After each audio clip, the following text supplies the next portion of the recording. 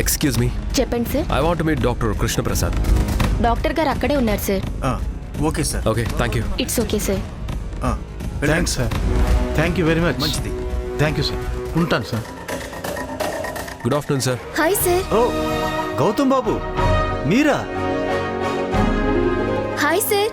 ఏంటి ఇలా సడన్ గా ఎంట్రీ ఇచ్చారు? బాగున్నారా? మీరు ఇలా హాస్పిటల్కి రావడం చాలా హ్యాపీగా ఉంది. Thanks for surprising us. కూర్చోండి బాబు, కూర్చోండి. ఏం తీసుకుంటారు sir? Coffee, tea, cool drinks, juice? Sister, ఇప్పుడు అవన్నీ ఎందుకు? ఎలాగో లంచ్ టైమే కదా. ఇవాళ బావగారితో అందరం కలిసి లంచ్ చేద్దాం. కరెక్ట్ బాబు, లంచ్ చేస్తూ మాట్లాడుకుందాం పదండి. సార్ ఒక్క నిమిషం. నేను ఇక్కడికి విజిటింగ్ కోసం రాలేదు, డ్యూటీ మీద వచ్చాను.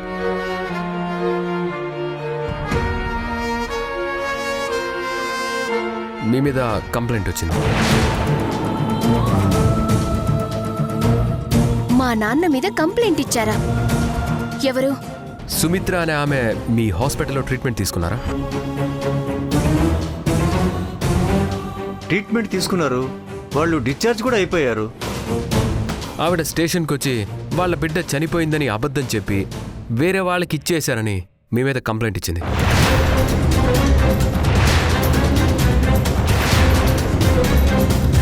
నేను అబద్ధం చెప్పలేదు బాబు, నిజంగానే వాళ్ళకు పుట్టిన బిడ్డ పురిట్లోనే చనిపోయింది.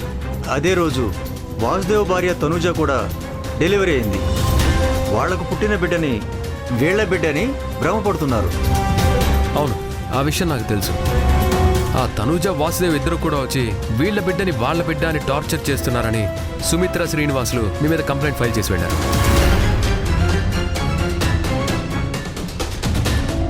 ఒకే బిడ్డని మా బిడ్డ అంటే మా బిడ్డని ఇద్దరు చెప్తున్నారు. అసలు ఈ కన్ఫ్యూజన్ ఏంటో తెలుసుకుందామని వచ్చాను. తెలుసుకుందామని వచ్చారా లేక అనుమానించి వచ్చారా?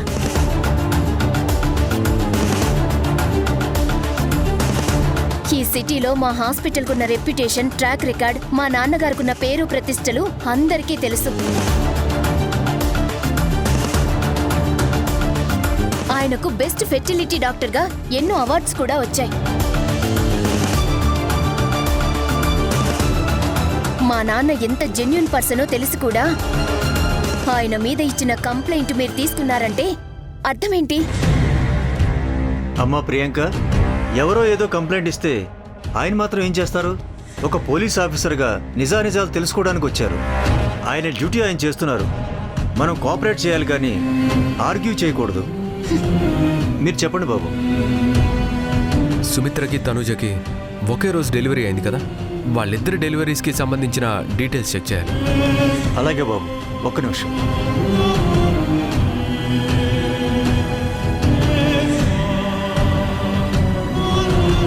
డాక్టర్ ముకుంద్, ఏం లేదు,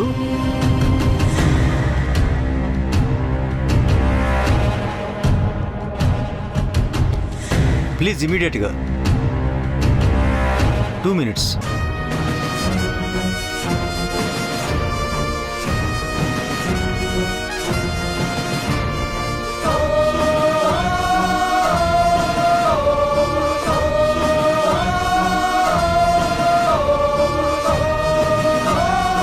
డాక్టర్, మీరు అడిగిన రిపోర్ట్స్.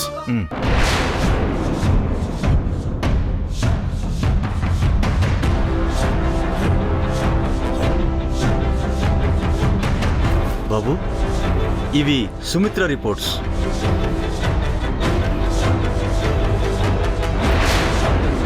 ఆమెకు డెలివరీ అయిన టైం చూడండి. ఆవిడికి పుట్టిన బిడ్డ 10 minutesకే చనిపోయాడు. ఇదిగో, cause of death pelvic inflammatory disease.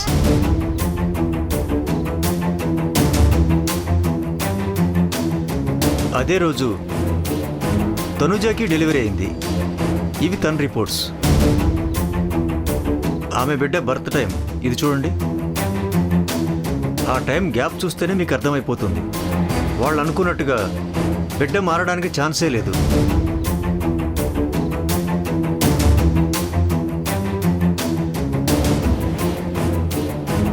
రిపోర్ట్స్ని బట్టి చూస్తే అంతా కరెక్ట్గానే ఉంది, కానీ ఈ కన్ఫ్యూజన్ ఎలా మొదలైంది? ఇది ఎవరో గిట్టని వాళ్ళు కావాలని కార్నర్ చేసి నా హాస్పిటల్ రెప్యుటేషన్ని దెబ్బతీయాలని చూస్తున్నారు.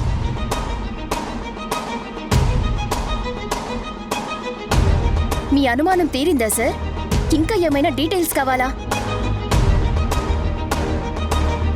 ప్రియాంక, నాన్న మీద వాళ్ళు కంప్లైంట్ ఇచ్చిన దానికంటే ఈయన అనుమానంతో ఇక్కడికొచ్చి ఎంక్వైరీ చేస్తుంటేనే నాకు అవమానంగా ఉంది.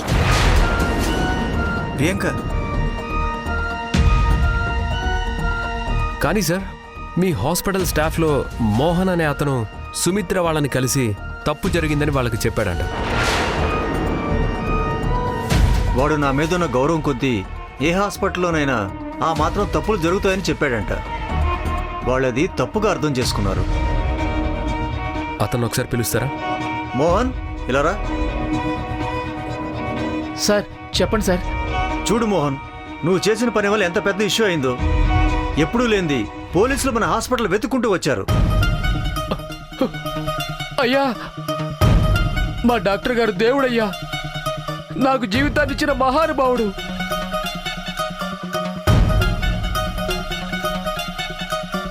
ఆ సుమిత్ర వాళ్ళ బిడ్డ చనిపోయిందన్న బాధలో పదే పదే మా డాక్టర్ గారిని తిడుతుంటే హాస్పిటల్ అన్నాక ఆ మాత్రం పొరపాట్లు జరుగుతుంటాయని చెప్పాను.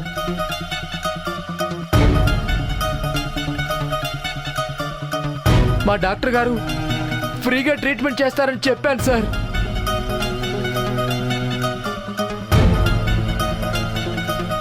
మా డాక్టర్ గారు ఉప్పు తిన్న విశ్వాసంతో మంచి చేయాలని చెప్తే ఆయనకే ఇంత ముప్పు తీసుకొస్తున్న విషయం తెలియదు సార్.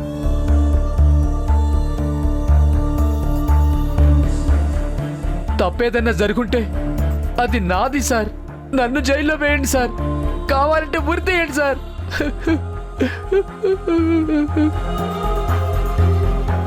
అంతేగాని ఇందులో మా డాక్టర్ గారికి ఎటువంటి సంబంధం లేదు సార్. ఆయన దేవుడు సార్. సరే, నువ్వు వెళ్ళు.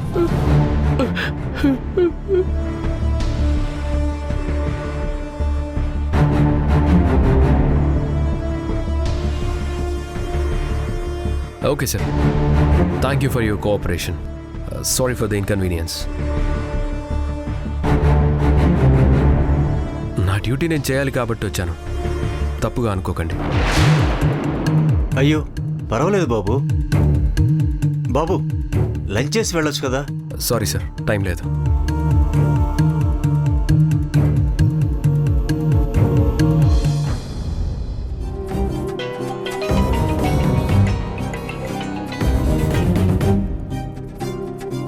చెప్పు కృష్ణప్రసాద్, ఏంటి కాల్ చేశావు?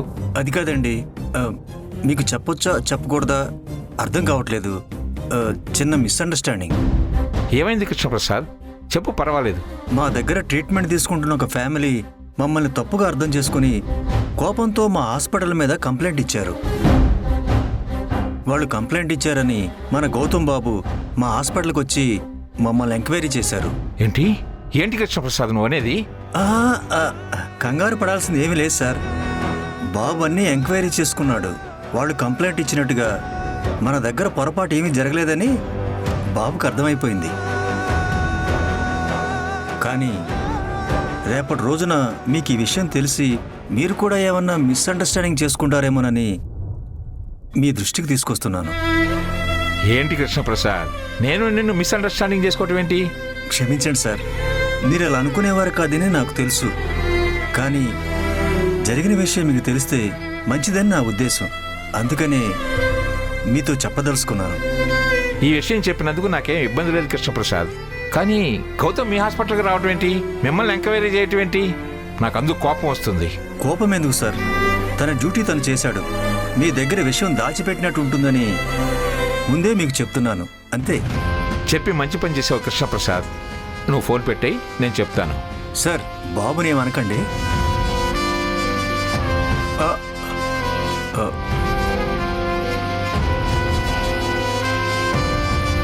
రే ధనా, ధనా, ఒకసారి ఇలా రండి. చెప్పండి నాన్నగారు, మీకు నేను ఏ విధంగా సహాయపడగలను? ఈ జీవితానికి నీ సహాయం అక్కర్లేదు. మ్మ్. ధనా, ఏంటి నాన్న, ఏమైంది? ఏమైందంట్రా? నీ కొడుకు ఉన్న పెద్ద హీరో అనుకుంటున్నాడా? వాడికి పోలీస్ జాబ్ వద్దని నెత్తి నోరు మొత్తుకొని చెప్పాను, ఒక్కరూ నా మాట వినలేదు. ఇప్పుడు చూడు ఏం చేశాడు. ఏం చేశాడు నాన్న? ఏం చేశాడా? ఎవరో ఏదో కంప్లైంట్ ఇచ్చారంట, అందుకని వాడు డైరెక్ట్గా కృష్ణప్రసాద్ గారి హాస్పిటల్కి వెళ్ళి వాళ్ళ రికార్డ్స్ ఫైల్స్ అన్నీ చెక్ చేసి వాళ్ళని ఎంక్వైరీ చేశాడంట. శుభమాని బంధుత్వం కలుపుకోబోతుంటే వీడు ఇలా చేస్తున్నాడేంటి? ఇంకా బంధుత్వం కలుపుకోలేదు కదా నాన్న. అంటే మీకు తెలుసు కదా, మన గౌతమ్కి డ్యూటీయే ఫస్ట్, బంధాలు బంధుత్వాలు అన్నీ సెకండరీయే అని. ఇంతకు ముందు కూడా ఒక కేసులో మృణాల్ని వాళ్ళ ఆయన వరప్రసాద్ని భోంచేస్తుండగా సంకెళ్ళు వేసి తీసుకెళ్ళాడు కదా నాన్న. ఇక ఈ కృష్ణప్రసాద్ గారెంత అనుకున్నాడేమో నాన్న, అనుకున్నాడేమో. ఏమైనా అనుకుంటాడు. అసలు మనల్ని అనుకున్న వాళ్ళని అరెస్ట్ చేయడానికైనా వాడు పోలీస్ అయింది. ఇవన్నీ కాదు, ముందు వాడిని పోలీస్ జాబ్ మానేయమని చెప్పండి. మీరు టెన్షన్ పడకండి నాన్న, వాడితో నేను మాట్లాడతాను.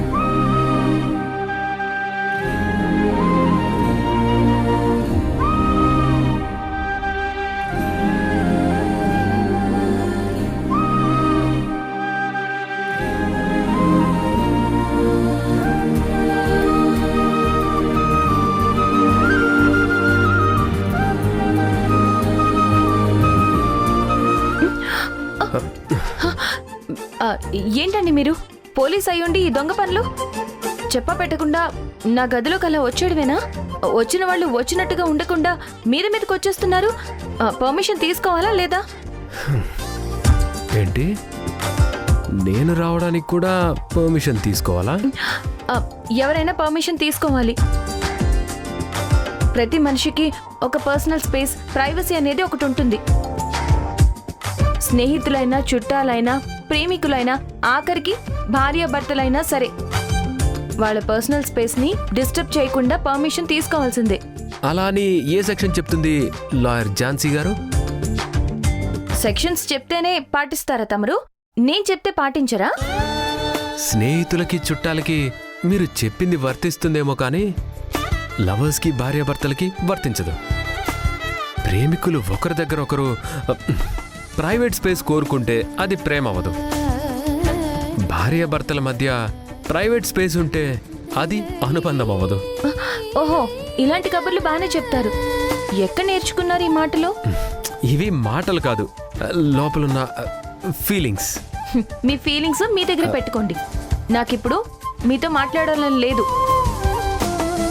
ప్రస్తుతం లాయర్ గారి మూడు బాలేదని అర్థం అవుతుంది. లాయర్ గారు, మీరు వెళ్ళిపోయి కాస్త ఝాన్సీని పిలుస్తారా? మీ ఝాన్సీ అలిగింది, ఇప్పుడు రాదు. ఎందుకో అలక? తనకి మీ ఇంట్లో రోజుకో అవమానం సత్కారంలా జరుగుతుంది. అలగక ఎగిరి గంతేయమంటారా? ఓహో, అర్థమైంది. నిన్న తాతయ్య నీతో అలా మాట్లాడారని కదా? ఆయన గురించి నీకు తెలిసిందే కదా? ఏంటండి తెలిసేది? నిన్న నైట్ 11:50 అయింది. పార్టీ అయిపోయి ఉంటుంది కదా అని మా రూమ్ లోకి మేము వెళ్ళిపోదాం అనుకుని వచ్చాం. సరిగ్గా వాళ్ళు అప్పుడే బయటకు వస్తారని ఎవరు కలగంటారు? పైగా అప్పుడు నేను డిస్టర్బ్డ్ మూడ్ లో ఉండి నోటీస్ చేయలేదు. అర్ధరాత్రి అయింది, నాతో పిల్లలున్నారు. ఆ టైంలో రోడ్డు మీద ఎక్కడ తిరగమంటారు? అసలు ఆయన మాట్లాడేదానికి అర్థం ఉందా? ఇట్స్ ఓకే, అయిపోయింది కదా, లీవ్ ఇట్. ఏంటండి లిమిట్? పిల్లల్ని వాళ్ళకి దగ్గర చేయడం కోసం ఆ ఇంట్లో ఉంటున్నాను. ఆయన షెల్టర్ ఇచ్చారని మనుషుల్ని అంత చులకం చేసి మాట్లాడతారా? ఏదో ఒక రోజు ఆయన మనసు మారుతుందని ఎదురు చూస్తున్నాను. బండరాళ్లైనా కొన్నాళ్ళకి కరుగుతాయేమో కానీ ఆ మనిషి మనసు మారదనిపిస్తుంది. ఇలా అయితే పిల్లల్ని మీ కుటుంబంలో ఎప్పుడు కలుపుకుంటారో ఏమో, నాకు అసలు అంతే పట్టడం లేదు. ప్రతి సమస్యకి ఒక పరిష్కారం ఉంటుంది. మనం ఇప్పుడు ఆ పరిష్కారం వెతికే పనిలోనే ఉన్నాం కదా. నువ్వు ఇలా ఆలోచిస్తే సమస్య తీరుతుందా? పేషెన్స్ ఉండాలి. ఇంకెంత కాలం ఉండాలి? నీకు నచ్చిన, మీరు మెచ్చిన అమెరికన్ ఆథర్ జాయిస్ మేయర్ ఏమన్నాడో తెలుసా? ఏమన్నారు? You cannot have a positive life with a negative mind. నువ్వు నెగిటివ్గా ఆలోచించడం మానేసి పాజిటివ్గా ఉండు, అంతా మంచి జరుగుతుంది. మనిషి మైండ్ సెట్ చేంజ్ అవ్వడానికి ఒక్క సెకండ్ చాలు. ఏదో ఒక సిచ్యువేషన్ మా తాతయ్యని మారుస్తుంది. అది రేపవచ్చు, ఎల్లుండవచ్చు, కొద్ది రోజులు పట్టచ్చు. Please don't lose your hope.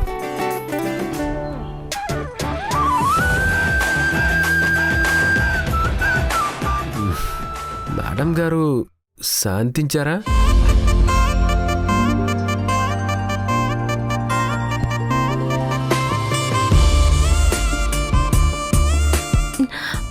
మర్యాదగా వెనక్కి వెళ్ళండి.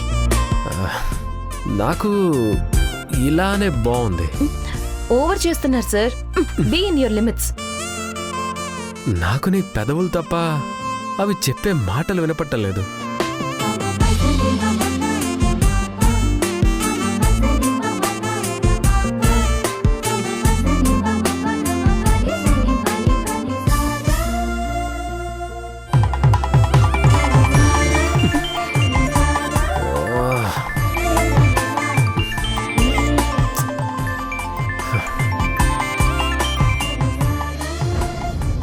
టైంలో ఫోన్ ఎవరో అనుకున్నా, నువ్వేనా? మెంటల్. ఝాన్సీ ఒక్క నిమిషం.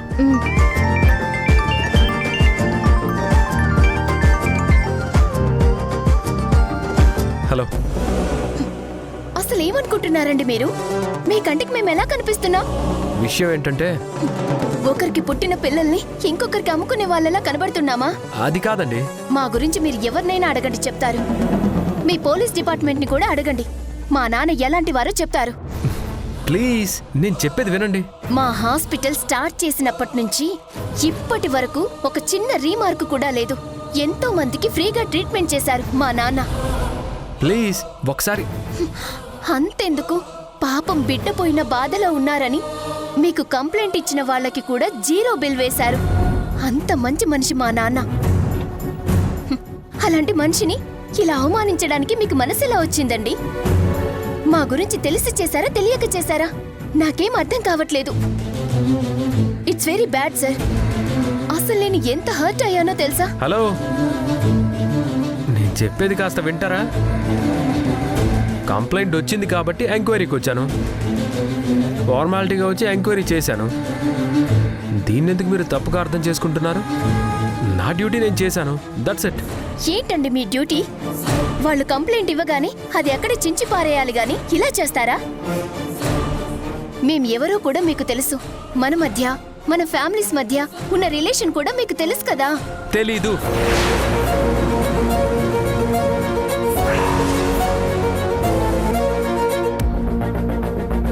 అసలు మీరెవరో కూడా నాకు తెలీదు. అసలు మీకు మాకు రిలేషనే లేదు. మీరే నా వెంట పడుతున్నారు. మర్యాదగా ఫోన్ పెట్టేయండి. మళ్ళీ నాకు కాల్ చేయొద్దు. హలో,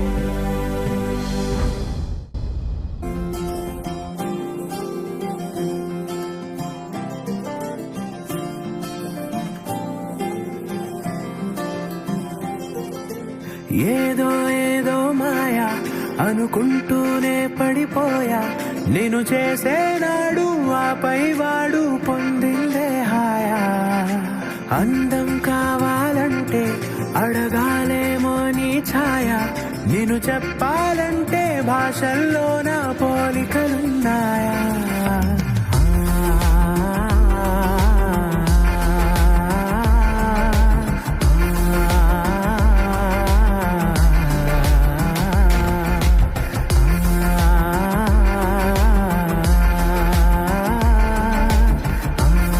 ఆ సుమిత్ర వాళ్ళు వెళ్ళి కృష్ణప్రసాద్ మీద కంప్లైంట్ ఇచ్చారు మేడం. రేపు మీ మీద కంప్లైంట్ వచ్చినా మిమ్మల్ని ఎంక్వైరీ చేయడానికి కూడా నేను వస్తాను.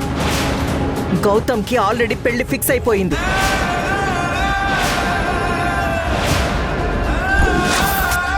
మీ ప్రేమకి మొదటి శత్రువుని నేనే.